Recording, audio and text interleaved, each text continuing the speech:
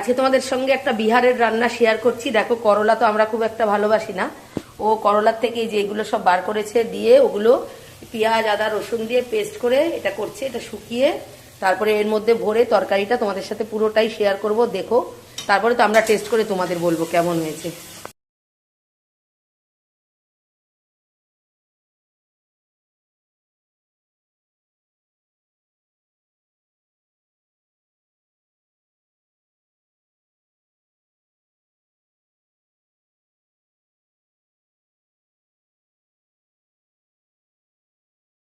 দেখো, তারপরে কড়াইতে তেল নিয়ে নিল, প্রচুর পরিমাণে দরাজ হাতে তেল দিল, দিয়ে পুরগুলোকে ভরে তারপরে করলাগুলোকে ভাজবে।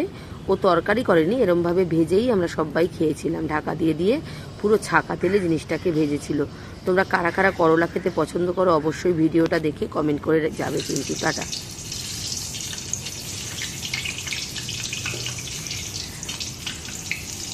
দেখো কেমনভাবে ভেজেছে, পুরোটাই দেখিয়ে দিলাম।